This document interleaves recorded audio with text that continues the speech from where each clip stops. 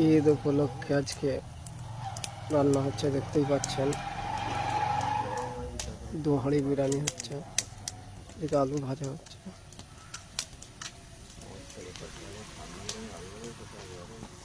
ওইদিকে মশলাপাতি রাখা আছে,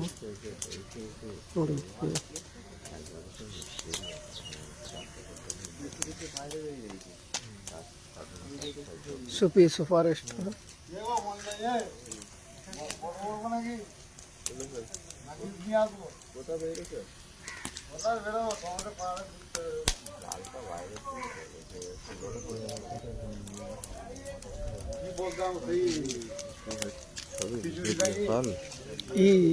লাইভ হচ্ছে, এই তো এখান থেকে নিয়ে যাচ্ছে।